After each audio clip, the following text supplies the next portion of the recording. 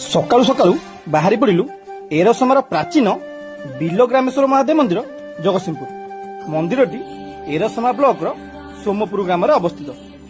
ଇତିହାସରୁ ଜଣାଯାଏ ପ୍ରଭୁ ପଞ୍ଚପଲ୍ଲୀ ଗ୍ରାମେଶ୍ୱରଙ୍କ ଆବିର୍ଭାବ ଠାରୁ ବିଲଗ୍ରାମେଶ୍ୱରଙ୍କ ଆବିର୍ଭାବ ଆହୁରି ପୁରୁଣା। ବହୁ ବର୍ଷ ପୂର୍ବେ ଏକ ବେଲ ଗଛ ମୂଳରେ ପ୍ରତିଦିନ ଏକ ଗାଈ କ୍ଷୀର ଦେଉଥାଏ। ପରେ ପ୍ରଭୁ ଏଠାରେ ଆବିର୍ଭାବ ହୋଇଛି ବୋଲି ସ୍ୱପ୍ନରେ ଜଣାଇଲେ। ବେଲଗଛ ମୂଳରେ ଖୋଳାଖୋଳି ପରେ ପ୍ରଭୁଙ୍କ ଲିଙ୍ଗ ବାହାରିବାରୁ ପ୍ରଭୁ ଏଠାରେ ବିଲଗ୍ରାମେଶ୍ୱର ନାମରେ ପୂଜା ପାଇଲେ।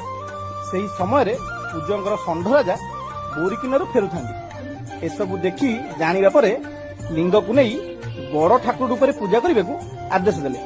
କିନ୍ତୁ ଯେତେ ଖୋଳିଲେ ମଧ୍ୟ ଲିଙ୍ଗକୁ କାଢ଼ି ପାରିଲେ ନାହିଁ। ଯଦି କେବେ ପଞ୍ଚପଲ୍ଲୀ ଗ୍ରାମେଶ୍ୱର ଆସୁଛନ୍ତି, ପାଖରେ ଥିବା ବିଲଗ୍ରାମେଶ୍ୱର ମନ୍ଦିରକୁ ନିଶ୍ଚୟ ଆସନ୍ତୁ। ଜୟ ପ୍ରଭୁ ବିଲଗ୍ରାମେଶ୍ୱର।